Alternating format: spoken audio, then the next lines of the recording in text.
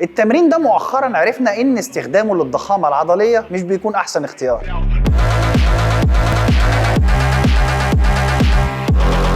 تمرين البنش بريس بالبار يعتبر اقوى تمرين بيقيس وبيزود قوه الجزء العلوي كله من الجسم، ويعتبر من اصعب التمارين في الجيم من حيث التكنيك وضبط الاداء وانك تقدر تزود فيه اوزان. الشخص القوي في البنش بريس بيكون دايما مميز عن غيره من الناس. ناس كتير تقدر تشيل اوزان في السكوات والديد ليفت، لكن قليلين اللي تلاقيهم اقوياء في البنش بريس واوزانهم عاليه فيه. البنش بريس بالبار يعتبر من التمارين الحره المركبه اللي بيشمل عضلات كتير، منها عضله الصدر، الكتف الامامي، الترايسبس، الساعد، العضلات المحيطه بعظمه لوح الكتف. التمرين ده تمرين بيستخدم لزياده قوه الجزء العلوي من الجسم، فبالتالي بندخله في برنامجنا من 4 ل 6 عدات بوزن تقيل نسبيا بيكون كافي. التمرين ده مؤخرا عرفنا ان استخدامه للضخامه العضليه مش بيكون احسن اختيار، بسبب ان البار بيحكمك بمسكه معينه ومسار معين ساعات بيكون مش متوافق مع التشريح العضلي بتاعك واتجاه الالياف العضليه لعضله الصدر، فبالتالي تاثيره على الضخامه العضليه مش بيكون احسن حاجه. لكن لحظه، انا مش بقول انه وحش او انه مش هيكبر عضلات صدرك، بالعكس هيكبر وكل حاجه، لكن في اختيارات تانية بتكون مؤثره اكتر من حيث الضخامه العضليه فقط. انما كتمرين قوه مفيش حاجه زيه هتزود لك قوه الابر بادي. التمرين ده بيشتغل على عامل الاستابيليتي كويس جدا لمفصل الكتف، لانك بتستخدم جزء من طاقتك ومن الطاقه اللي خارجه من العضلات في انك تمشي البار في مسار معين وتمنع ان البار يتحرك منه او يروح منك لقدام او لورا، وبتستهلك طاقه في انك تحافظ على كتفك ثابت على البنش، وبتستهلك طاقه في انك تحافظ على رجليك مشدوده علشان الليج درايف، ودي هنشرحها حالا. كل ده بيخليه تمرين مهم لزياده وتطوير الاستابيليتي عندك. ايه بقى الاداء الصحيح للتمرين ده؟ اول حاجه لازم تعرفها هي السيت اب. المقصود بالكلمه دي هو وضع جسمك على البنش او الدكه قبل ما ترفع البار من على الحامل، وليه شويه خطوات. ايه هي؟ البار لازم يكون فوق عينيك بالظبط، يعني تكون نايم على البنش وراسك تحت البار مباشره. ليه؟ عشان لما تجيب البار لازم هترجع ايدك لورا حاجه بسيطه عشان البار ما يتحركش مسافه طويله في الهواء لو انت نازل لتحت قوي على الدك، وفي نفس الوقت ما يخبطش في الحامل لو انت فوق قوي على الدك. لازم صدرك يترفع لفوق وعظمتين لوح الكتف يقابلوا بعض من تحت منك، وده اسمه scapular retraction، وتزق عظمتين لوح الكتف لتحت عند رجليك، ودي اسمها scapular depression. رجليك تكون مستوية على الأرض كلها، بطن رجلك كله يكون على الأرض، والقدمين مش مفتوحين قوي ولا ضيقين قوي، يعني وسع مناسب. في هنا كام نقطة مهمين جدا لازم نتكلم عنهم. واحد، الليج درايف. الليج درايف من أهم الحاجات في تمرين البنش بريس، واللي بتميز واحد عن التاني لو عملها صح ومظبوطة. الليج درايف ببساطة هي إن أنت رجلك على الأرض بتحاول تزق نفسك برجليك لبره بقوة شديدة، بس من غير ما الجلوتس تترفع من على البنش ومن غير ما تتحرك من على البنش. وعلشان تعرف إذا كان أنت عملت الليج درايف مظبوطة ولا لأ، المفروض إن أنت بتفضل في الوضعية دي من أول التمرينة لغاية آخر التمرينة. بعد التمرين بتحس ان في شد بسيط في الاماميات. تاني حاجه الارش. ببساطه الارش ده هو المسافه اللي بين ظهرك وبين البنش اللي نايم عليه، ورغم انه له مميزات كتير الا انه مش ضروري ومش مهم قوي في تمرين البنش بريس الا لو كنت باور ليفتر. ساعتها بقى مهم ليك جدا وتشتغل عليه وكمان تحاول تطوره. بمعنى ان اللاعب لو بدا التمرين على البنش وظهره كان مسطح فده عادي، ولو في ارش كبير او بسيط فده برضه عادي. المهم في ده كله ان المقعده تكون لازقه على البنش، سواء هتعمل ارش او مش هتعمل ارش. نقطه مهمه، الارش مش خطر على الظهر ومش حمل على الظهر، مش بيحمل على الفقرات، ملوش اي علاقه بالفقرات القطنيه. وزن البار نازل عمودي من خلال الساعد للدراع للكتف للصدر، ملوش علاقه بالعمود الفقري ولا الفقرات القطنيه اللي بتكون اصلا موازيه للارض بعيدا عن مركز الوزن خالص. القبضه بكل بساطه، القبضه هي ازاي تمسك البار بطريقه مظبوطه من غير ما تحمل على الريست بشكل غلط. والصح ان انت تحمل البار على عظمه الريست بس وهو مفرود، مش متني لورا بصوره مبالغ فيها. وكده كده اصلا هتلاقيه اتنى، بس يفضل ان هو ما يكونش متني بصوره مبالغ فيها، يكون متني لدرجه معينه مقبوله. بالنسبه للصباع الكبير فلازم يكون لافف حوالين البار، لان الصباع لو ورا البار دي حركه اسمها سوسايد جريب، ودي حركه خطيره جدا ممكن تخلي البار يقع عليك. القاعده العامه بتقول ان الريست لازم يكون شبه عمودي على الساعد، وان الساعد لازم يكون نازل عمودي على الدراع. اتساع القبضه يفضل يكون اتساع متوسط، مش ضيق قوي باتساع كتفك ولا واسع قوي اوسع من كتفك، بتكون اوسع من الكتف حاجه بسيطه، او بتخلي صبعك الصغير عند الحلقه اللي في البار. ولو انت باور ليفتر فممكن تستخدم القبضه الواسعه عن كده كمان شويه لو ده مناسب ليك. كل الكلام اللي فات ده بقى كان قبل ما تشيل البار اصلا. ازاي بقى هتعمل ان راكنج للبار؟ اول حاجه لازم تظبط ارتفاع البار على الحامل، ولو ده مش متاح عندك في الجيم بحيث ان الكوع يكون متني بدرجه مش كبيره وما يكونش مفرود قوي كمان، عشان لو متني قوي هتاخد طاقه كبيره في رفع البار اصلا، ولو مفرود قوي هتضطر ان انت تطلع بجسمك لفوق علشان تشيل البار وهتبوظ كل النقط اللي عملناها قبل دي. تاني حاجه، الاصل في الان راكنج انك تزق البار لقدام ولفوق مش فوق وقدام، يعني تركز ان طريقه رفعك للبار من على الحامل انك تزق البار قدام، وده هيتعمل عن طريق ضبط ارتفاع البار على الحامل. نيجي بقى لاهم نقطه في الموضوع كله وهو مسار البار. مسار البار ده من اكتر الحاجات اللي الناس اتكلمت فيها وعليه جدل كبير جدا وخلاف كبير جدا، لكن الاراء تحديدا ممكن جمعها في 3 اتجاهات. 1، البار بينزل في خط مستقيم وبيطلع في خط مستقيم. البار بينزل عند نص صدرك بالظبط في خط مستقيم وبيطلع في نفس الخط، ما بيتحركش لا لقدام ولا لورا.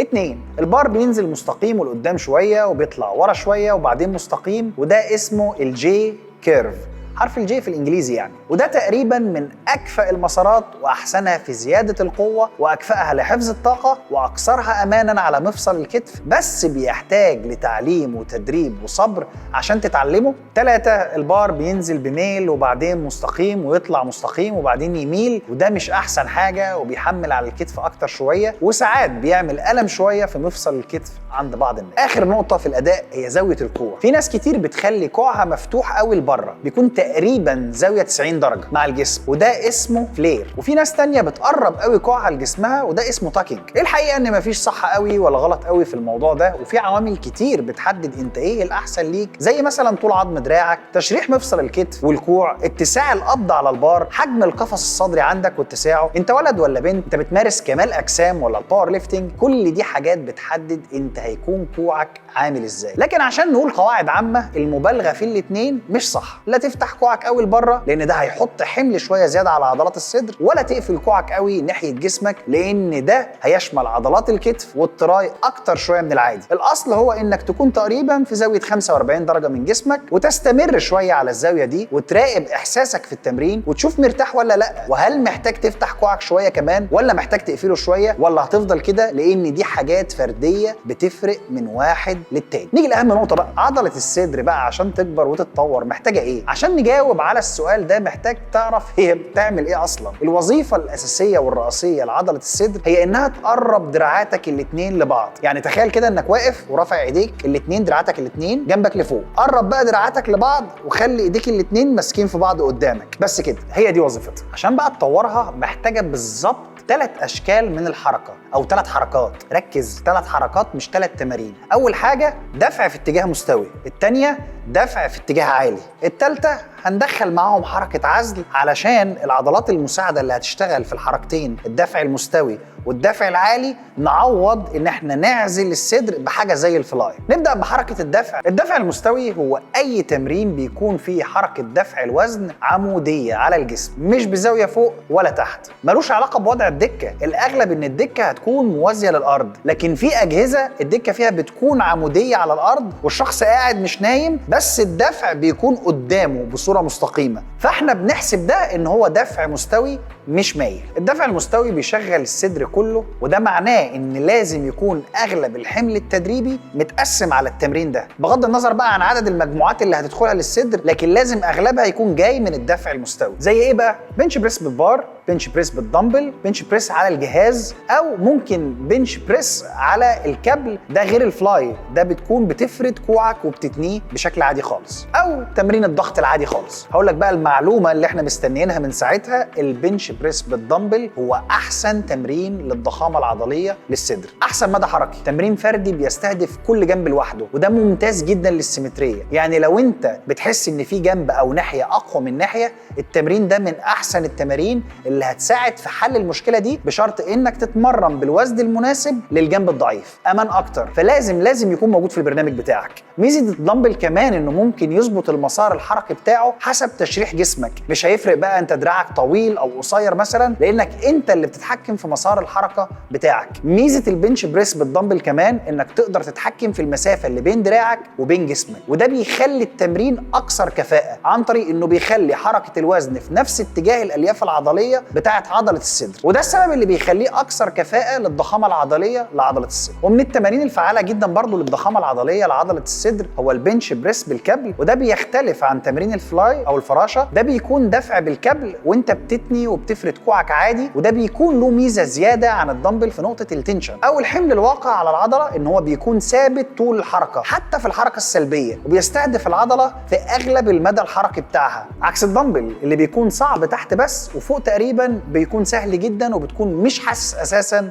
بالوزن. عيوبه بس انه بيحتاج تحضير كتير وتظبيط ارتفاع الكابل واختيار الوزن المناسب، وبتكون محتاج 2 كابل مع بعض. تاني شكل او حركه هتقابلنا وهو الدفع العالي او الانكلاين بنش بريس. الدفع العالي او الانكلاين بيستهدف الراس العلويه من عضله الصدر، بيكون يا اما الجسم نفسه مايل على دكه عاليه او فيها ميل، او يكون على جهاز وقاعد ظهره مستقيم عمودي على الارض، واتجاه دفع الوزن نفسه بيكون بزاويه لفوق شويه. زاويه الدكه يفضل ما تزيدش عن من 30 ل 45 درجه ميل، اكتر من كده هيكون تاثيرها اكتر على الكتف من انه ياثر على الصدر العالي، اقل من كده هيكون تركيزها على الراس المطلوبه من الصدر ضعيف. نيجي لامثله تمارين الدفع العالي: 1 بنش بريس عالي بالبار، 2 بنش بريس عالي بالدمبل، 3 بنش بريس بالجهاز بدكه مايله او دكه عموديه والدفع يكون بزاويه لفوق. الدفع العالي بالدمبل هو احسن تمرين واحسن اختيار للصدر العالي لنفس الاسباب اللي شرحناها في البنش بريس فلات بالدمبل. هتختار تمرين واحد بس لعضله الصدر العالي، يا ريت يكون هو، ولازم الدكه تكون من 30 ل 45 درجه زي ما قلت. يلي طبعا الدفع العالي بالبار، وهيجي هنا بقى المقارنه بين جهاز السميث والبار الحر. هتلاقي في كلام كتير عن ده وده، وإن كان الفرق بينهم مش بالدرجة اللي الناس بتتكلم فيها، والفرق إن السميث بيكون محدد مسار الحركة في مسار ثابت، فده طبعا مش بيهدر جزء كبير من الطاقة في إنك أنت تحافظ على اتزان البار. لكن أنا شايف إن الموضوع مش بس ضخامة، فأنا بالنسبة لي هختار البار طبعا، لأن أنا بالنسبة لي إن أنا أشتغل على الاستابيليتي ده شيء مهم جدا بنفس درجة أهمية حجم عضلاتي. ده بالعكس، ده أنا بشوف فكرة إن البار الحر بيشتغل على إنه يطور الاستابيليتي ده ميزة بالنسبة له مش عيب، لان في عضلات صغيره محتاجين نقويها عشان نحافظ على صحه الكتف. فانا بفضل البار الحر الحقيقه، والاختيار ليك. ليه بقى بنحتاج شكل ثالث اللي هو العزل؟ علشان الدفع المستوي والدفع العالي بيكون شغال مع الصدر عضلات مساعده اللي هي التراي والكتف الامامي، ودي حاجه طبيعيه ما نقدرش نلغيها. فبنحتاج شكل كمان نلغي العضلات دي ونخلي اللي شغال بس هو عضله الصدر. هنا يجي دور تمارين الفلاي والتفتيح زي ما بيقولوا. خلينا نشوف امثله لتمارين العزل، ومنها تفتيح بالدمبل مستوي، تفتيح بالدمبل عالي، تفتيح بالكابل وانت واقف، تفتيح على الجهاز. وخلينا برضو نكون صراحه، الفروقات بين التمارين دي وتاثيرها كله قريب من بعضه، والموضوع مفيش بينهم وبين بعض فرق كبير، والاختيار بينهم بيكون على حسب التفضيلات الشخصيه واللي ترتاح فيه واللي تقدر تكمل فيه عشان تعرف تتطور في الاوزان وانت مرتاح. خلونا بقى نتكلم في نقطه مهمه، وهي ازاي نعالج نقط الضعف عندك في الصدر. خلينا نتفق ان موضوع ان الصدر ضعيف ده بيكون غالبا مجرد احساس، وبيكون الشخص عنده توقعات غير واقعيه، او بيتفرج على فيديوهات لناس مستواهم متقدم قوي، او بيعتمدوا على منشطات مثلا، او اقوياء جدا نتيجه جينات وتدريب من سنين واهتمام باكل ونوم وتدريب، ويقعد يقارن ويقارن ويقارن وهو لسه مبتدئ، وبيجيب لنفسه احباط. غير ان اغلب الناس بيبقى عندها دهون زياده في منطقه الصدر، وممكن تكون في ناحيه اكبر من ناحيه، فانت بتعتقد ان انت عندك ناحيه اصغر او اضعف، ودي حلها انك تصبر لحد ما نسبه دهونك تقل خالص عشان تقدر تقيم وتحكم وبعد كده تقرر. لكن لو انت متاكد ان عضله الصدر عندك ضعيفه ومش قادر تطور اوزانك فيها، في بعض التمارين ممكن تدخلها في برنامجك تساعدك في الموضوع ده، منها التيمبو بنش بريس. وده ببساطه انك انت وانت بتتمرن بتنزل بالوزن على صدرك ببطء، تبدا مثلا ان انت تنزل في ثانيتين، بعد كده تخليهم في 3 وهكذا. وده بيساعدك على ضبط التكنيك وانك تعرف تطلع الاخطاء اللي فيه بسهوله، وبيساعد على زياده المايند ماسل كونكشن، او انك تركز في الاداء وتحس بالعضله وتحس بالحركه، وده طبعا هيفرق في استجابه عضله الصدر. 2 بوز بنش بريس، وده ببساطه انك انت بتنزل بالوزن وبتثبت بيه تحت ثانيه او 2 أو 3، وده وسيله انك تخلي التمرين بتاعك اصعب بنفس الوزن بتاعك او بوزن اقل، وده بينعكس قدام لما تطور ادائك في انك تفضل ماسك البار تحت فتره طويله. لما تيجي بقى ترجع للشكل العادي بتاعك هتحس ان هو اسهل. 3 فيت اب بنش بريس، وده بترفع رجليك من على الارض وبتحطهم على الدكه علشان تقلل من مساعده الرجلين او تاثير الليج درايف. رقم 4 كلوز جريب بنش بريس، وده بتمسك فيه البار ماسكه اضيق شويه من اللي متعود عليها، ودي بتركز شويه على التراي لان احيانا ضعف عضلات التراي هي بتكون سبب في ضعف ادائك في تمارين البنش بريس. واخترنا الشكل ده للتراي مش الاشكال اللي بالكيبل علشان الشكل ده بينعكس على البنش بريس بالايجاب، او بيعمل حاجه اسمها كاري اوفر، او ان التمرين بيحسن اداء تمرين تاني. ازاي اقسم الحجم التدريبي لعضله الصدر بالنسبه للضخامه العضليه؟ التقسيم هيكون بين 3 اشكال بيكون تقريبا بالتساوي، مع تفضيلي لزياده حركه الدفع المستوي شويه عن العزل. يعني لو هتتمرن 12 مجموعه اسبوعيا هفضل ان هم يبقوا 6 مجموعات دفع مستوي، 3 مجموعات دفع عالي، و3 مجموعات عزل، وهكذا. لو بتمرن الصدر يومين في الاسبوع وده احسن بكتير من مره واحده في الاسبوع، لان الدراسات كلها تقريبا اثبتت ان الفريكونسي الاعلى دايما احسن، وان التقسيم المجموعات على مرات اكتر في الاسبوع احسن من المرات الاقل. يعني لو هم ال 12 مجموعه على يومين احسن من ان انت تلعبهم على يوم واحد، ولو على 3 هيكون احسن واحسن من اليومين. هنقسم الحجم اللي فوق ده اللي هو 12 مجموعه كمثال، 3 مجموعات دفع مستوي و3 مجموعات عزل في اول يوم. اليوم الثاني 3 مجموعات تاني دفع مستوي مع 3 مجموعات دفع عادي. اما لو شخص هدفه القوه وبيتمرن بنش بريس بار تقيل، خليه اول التمرين وحط معاه عالي او عزل. اليوم الثاني بقى في الاسبوع دفع مستوي شكل تاني غير البار ومعاه شكل عالي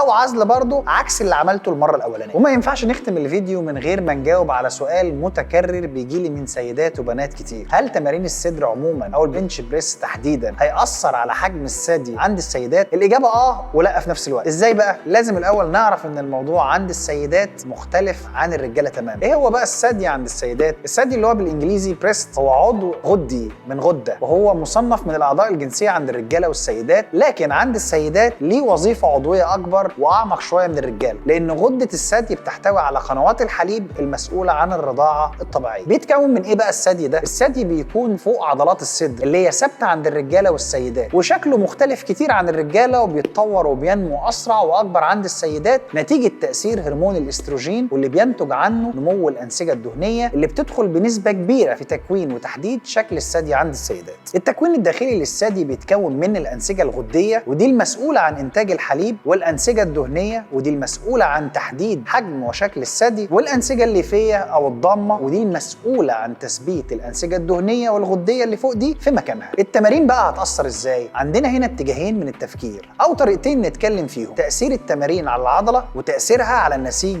الدهني. تاثير التمارين على العضله معروف واتكلمنا عنه كتير، وهنا التاثير واحد عند الرجاله وعند السيدات. التمارين مع الدايت المناسب بتؤدي المفروض لزياده الحجم العضلي، فالمفروض ان حجم العضله الموجود تحت الانسجه هيكون اكبر وهيتطور عند السيدات، وبالتالي المفروض الحجم يكبر. الحقيقه ان ده ما بيحصلش بالضروره، لان مكتسبات الحجم العضلي عند السيدات مش بتكون بالصوره الملحوظه قوي عند الرجاله بسبب عوامل كتير، اهمها الهرمونات. مفيش عندهم هرمون التستوستيرون اللي موجود عندنا، فبالتالي الاستجابه بتاعتهم مش زينا، ففعلا العضله عند السيدات هتكبر لكن مش بالشكل المبالغ فيه. ممكن نقول ان التمارين عموما وتمارين الصدر خصوصا هتخلي الشكل مشدود اكتر وصحي اكتر، لكن هل الحجم هيكبر بصوره واضحه؟ لا. طيب نيجي بقى للتاثير على الدهون. معروف ان التمارين في العموم بتستهلك وبتحتاج قدر من السعرات الحراريه. السعرات الحراريه دي الجسم هيجيبها منين؟ من الاكل ومن الدهون المختزنه في الجسم. لو البنت بتعمل دايت وفي عجز سعرات، فالجسم هيبدا يتجه ان هو يجيب السعرات بتاعته اللي محتاجها في التمرين من الدهون المتخزنه في الجسم، ومن الدهون دي الدهون المتخزنه في الصدر او في الثدي، فبالتالي ممكن حجم الصدر مع الدايت والتمرين يصغر، وده ملاحظ ومعروف وطبيعي. لكن هل نقدر نجبر الجسم يستهلك السعرات دي من مكان معين؟ يعني هل نقدر نخلي الجسم يحرق الدهون اللي في الصدر بس لو البنت عايزاه يصغر، او ما يحرقش من منطقه الصدر لو البنت مش عايزه ان الصدر يصغر؟ الاجابه لا. للاسف الموضوع متوقف اولا واخيرا على الجينات، وان كان مع نسب الدهون المنخفضه عند السيدات الصدر بيصغر بصوره ملحوظه جدا، ودي حاجه لا مفر منها وما ينفعش تتمنع، وبتبان في الرياضيين المحترفين من السيدات، لان دهون الجسم كله بتكون قليله جدا، فكل الجسم حجمه بيصغر حتى الصدر، وده حتى مع التغذيه السليمه والتمرين المظبوط.